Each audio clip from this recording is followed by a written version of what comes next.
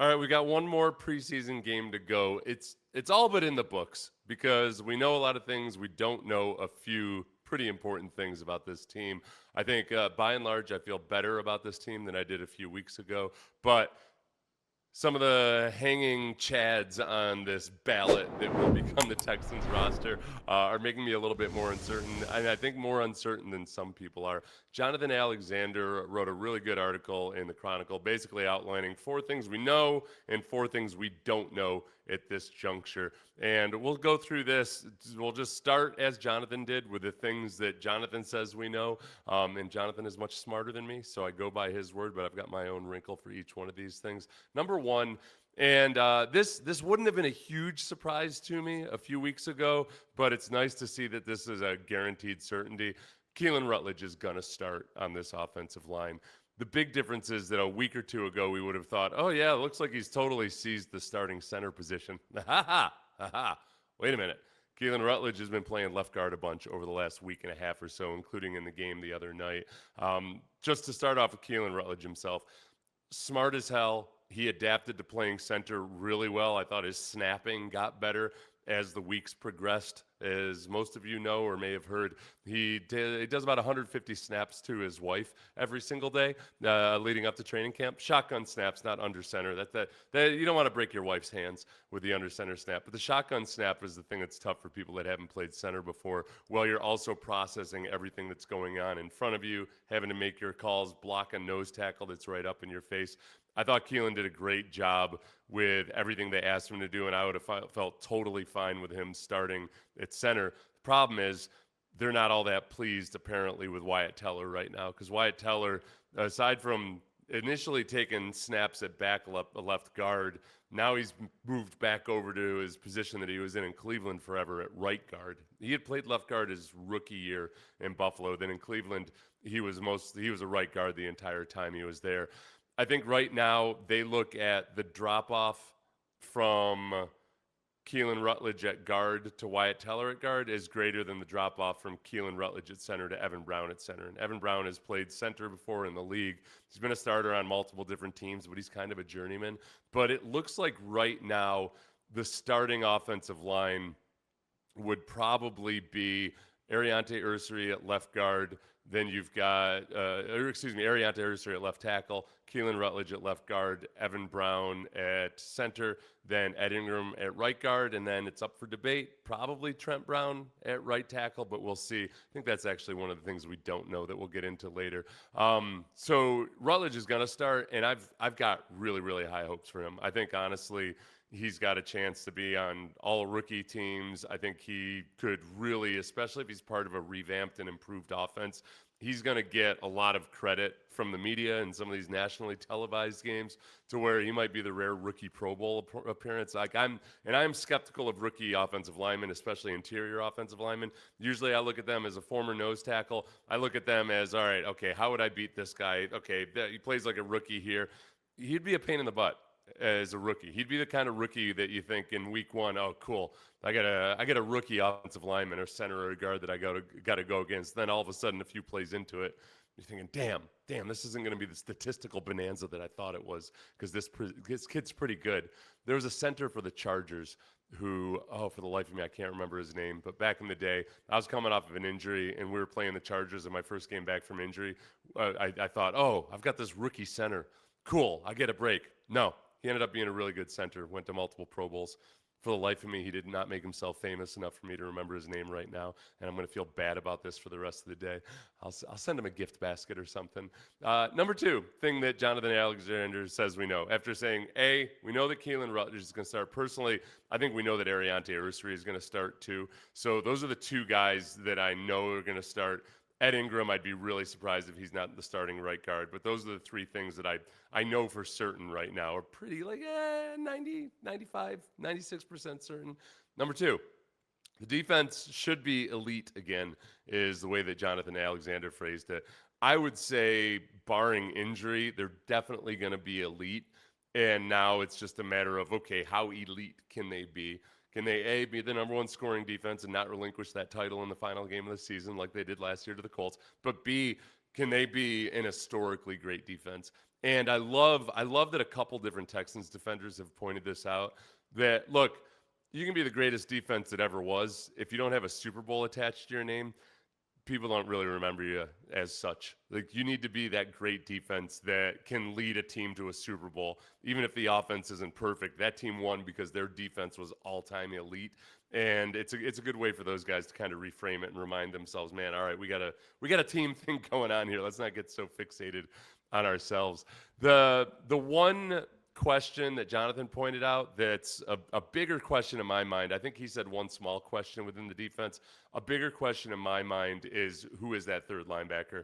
Because right now, nobody has really reached forward to snatch that job. And I know Wade Woodaz had the interception return for a touchdown. That was great. That was awesome. You saw exactly what they see in him in terms of his speed and his range. And he's made some nice plays in these preseason games, but there's still too many times where he looks a little hesitant or unsure of himself, which you should expect from a rookie, especially a guy that's a safety converted to a linebacker. But the sum total of it is that right now, I'd be surprised if D'Amico feels really good about any of those guys, and none of them are coming up and playing the run the same way E.J. Speed did last year. E.J. Speed tore his quadriceps in the offseason, and it's gonna be a thing that they might pull off a trade for a linebacker at some point if somebody doesn't really step up and show that he can play at the level of E.J. Speed last year. And I know what a lot of people are saying. Hey, they're nickel most of the time anyway, right? Yeah, most of the time. But two things happen. One, they do run their base defense, especially against teams that are going to line up in heavier personnel where you have three linebackers on the field. But their injuries happen, and E.J. Speed got some of his playing time last year when Azeez Al-Shaair went out. So right now, remember how dicey it was with Azeez out, and Henry To'oTo'o had the worst game of his career versus the Raiders that he rebounded from greatly, and To'oTo'o got even better after that game. But he himself has criticized himself pretty heavily for that game. That you might be sticking an extra body into the mix that you're just not that comfortable with. So Wade Woodaz also has the broken finger right now. Makes it tougher to stack and shed, something that he wasn't really doing all that great. He's more of a runaround guy than he is an Azeez Al-Shaair stack and shed type of guy. I think he's going to keep improving, and hopefully he can practice and play even with a broken finger, because he and Marte Mapu have the most range and athleticism, but they're not dialed in right now. Marte Mapu, it might click for him too. These guys just got to trust their reads better than they are right now. Recognize run pass. These are all things that the Texans defense struggled with in the first season of D'Amico's era here in 2023. And by 2024, they went from being kind of a sketchy play action defense to being awesome against the play action in that second year. So like they've shown before, obviously, that they can coach guys into this. They gotta get these guys up to speed as soon as possible, or they gotta look from outside coming in. Number 3, David Montgomery and Woody Marks will share the backfield. I think that's something we knew already. We just didn't know what to some extent. I think right now, I agree with Jonathan Alexander where he says it's probably going to be 50-50 between Woody Marks and David Montgomery. I don't know if I would have thought it was going to be 50-50 at the beginning of training camp, partly just because of Woody Marks' injury history last year, but that was also as Woody Marks as a rookie and as a smaller rookie was taking on the full workload. He was the main back in the second half of the season, and I think two things can happen there. One, okay, he's a smaller guy, but two, the mental workload that it takes to try to just be learning how to play in the NFL and whatever stress or stiffness that causes, like I believe personally, without any PubMed references on this, it does make you more susceptible to injury. Just that anxiety level of not quite knowing what the hell you're doing can really just stiffen things up within your body. In my opinion, making you more injury prone. D'Amico said the other day that he looks faster, more decisive, breaking tackles, which we already knew he could do, but I think that Woody might do it that much more. So, game by game, I think they're going to go with a hot hand at times. I think they're going to go by game plan at certain times where David Montgomery might be the guy some weeks and Woody Marks might be the main guy other weeks. But it probably shakes out to being pretty much 50-50. The Texans, as of now, versus the Bills, and a defense that's going to be interesting to figure out because they've got a brand new defensive coordinator. On FanDuel, the Texans are still a 1.5-point underdog. So nothing the Texans or the Bills have done in the preseason so far is shaken people off of that. I still feel so good about this defense right now. And between the noise and the general ferocity of that defense versus the Bills in week one, not to mention the pent-up anticipation of guys like Danielle Hunter and Will Anderson not having been allowed to play football in the preseason unless they make an appearance in week three. I like the Texans in that game. But Jonathan's big takeaway on that one is that it looks much more like a two-back system than Montgomery being the unquestioned lead back. And based on David Montgomery's sideline demeanor after the Woody Marks touchdown the other night, I don't think that's going to be an issue. Everything I've seen out of David Montgomery since he got here is basically that he's the real deal when it comes to wanting to be a good teammate, wanting to play and practice the right way. He feels like the ultimate D'Amico Ryans guy, that it's not just the performance on the field. He wanted to bring in a guy that was a genuine veteran leader and plays football a certain kind of way and practices a certain kind of way. Montgomery's been awesome in that regard. Number 4 thing that's known, Marlin Klein is going to have a role. His receiving ability is obvious. We saw that on that seam route versus the Chargers, but also his progress as a blocker has been really encouraging. I did a YouTube video on my own personal YouTube channel about Marlin Klein this morning, and to watch the growth in his blocking ability from day one of training camp until now, he's made a lot of progress. He's got a real good feel for what defenders are trying to do to him. There's multiple instances where he's singled up on a defensive end, and not just a defensive end who's got a wide 9 alignment or something, defensive ends who are smack dab in front of him, bigger, stronger guys that he manages to get in front of, and position block for a tight end is a win. You're not gonna drive block and pancake all of these 295-pound guys when you're a tight end, but he uses his feet really well to wheel around and keep guys in front of him, working in conjunction with his hands in a way that I think is better than what he did in college. In college, he got away sometimes with some sloppy technique because you can overpower guys in college.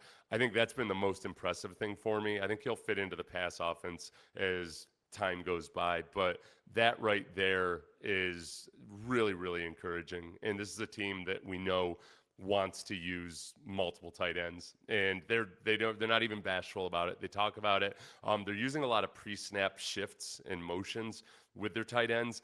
And the coolest thing about that is that they've been doing it clean. No pre-snap penalties, no illegal motions, all those things. And the refs are out there most days. They've done a really good job of that. Those are some of the things we all want to see, but it's easier said than done to incorporate a lot of pre-snap shifts and motions because guys, especially rookies, tend to make mental errors, and Marlin Klein has not been an issue in that regard. Kid works his butt off. So those are the things we know, according to Jonathan Alexander, with me co-signing on it. Next, we'll get into what are the unknowns? What are the things that are causing old Sether some angst right now? All right, what we don't know, and I alluded to this earlier when we were talking about Keylan Rutledge. I almost slipped into mixing categories here, but what we don't know is what will the starting offensive line look like. This should be causing me a lot more stress than it actually is. And part of it is that I think that they've got a lot more depth on the offensive line than they've had in recent years. I think that they've got 7 or 8 guys who are capable of starting in the league. It's just that right now, I think that Wyatt Teller and Braden Smith perhaps might be having a little bit of trouble adapting to Cole Popovich's scheme and methodology, which happens, especially if you've got somebody like Cole Popovich who's a stickler for doing it his way. And I've heard Cole Popovich talk about this. I've talked about it myself with him about how, look, there's no system that's better or worse than any other system, but you got to be using the footwork and the technique for your system, and you need all 5 guys doing it. And sometimes it's hard for old dogs to learn new tricks, and it might be as simple as that with Wyatt Teller and Braden Smith. It doesn't mean that they're free agency busts just if they don't start, but it might just mean that other guys are either A, already integrated into the system, or B, have done a better job of it. With a guy like Keylan Rutledge, it's probably nice that, look, he's a rookie. He knows that he doesn't know what he doesn't know, and he can just kind of start with a clean slate and learn everything purely the way that it's being taught to him without having any muscle memory that he's got to overcorrect. For the beginning of camp, most of camp, it started off Ursery, left tackle, then Wyatt Teller, then Keelin Rutledge, then Ed Ingram. And then Trent Brown and Braden Smith were rotating from the get-go. Lately, it's been that alignment that I told you earlier, from left to right: Ursery, Rutledge, Brown, Ingram, and Trent Brown. Trent Brown, I'd say about a week or two ago, week and a half ago, started being the guy who was out there with the ones a lot more often. And I think that's ultimately where it probably settles in. The one concern I have with it about Trent Brown is just his injury history, but I can't dock a guy and say that, well, because you were injured in 50% of your previous seasons, you don't get to have the starting role. I think that this is where the depth comes in. Braden Smith is a very capable offensive tackle in any system, and if he has to be your swing tackle, then so be it. That I don't think that it's again the end of the world that one of your marquee free agency signings didn't work out as a bona fide starter. And credit to several of you who pointed out to me immediately after they signed Braden Smith that it wasn't a slam dunk that he was going to be a starter. I think it's more indicative of the fact that there's genuine competition here, just like there was last year. They signed Cam Robinson to a healthy 1-year deal in the offseason, and barring injury, he wouldn't have even been starting week 1, and then he was off the team. If it weren't for injury, he wouldn't have started week 1, and then within a few weeks, he was off the team. And I think they're wide open to doing whatever they think they need to do to get the 5 best guys on the field. It's one of the reasons where FanDuel has the Texans at 9.5 wins right now for the over-under on the season, and I am very, very bullish about that, as I have been. I've seen nothing this training camp that makes me feel like they can't surpass what they did last year, especially because I think the run game is going to be better. I think the offensive line looks so much more like they're working in unison. The footwork is uniform. They look like they're dialed in, even when the struggling guys are in there. When it comes to some of the backup offensive linemen, I'm really intrigued by Febechi Wiwu. I just don't think he's quite there yet, but he might be very rapidly, especially if he's pressed into service. So I think they might have gotten a good 4th-round pick there. So mid-round picks are always dicey. It's about a 50-50 proposition, or even less, actually. I think a 4th-round pick has about a 33% chance of becoming a full-time starter in the NFL. And Wiwu looks like he's got the right stuff. He picks up games really well for a rookie. Seems to be a pretty intelligent guy. Second big question, and I know this is the one that everybody just loves so much. When's old Tank Dell going to be ready? Because we haven't seen him. We haven't seen him much at all. And he's had to take some breaks. And I haven't checked today's practice report because I couldn't be out there. If he was out there today, cool. But I think this last layoff where we really didn't see him for about 4 days, a couple of practices, the walkthrough, all of those things, it could be part of their plan that they're going to pull back and let him rest and just be sure he was good to go for a little while. Or it could be that he just had some kind of a setback or wasn't recovering from practice well enough.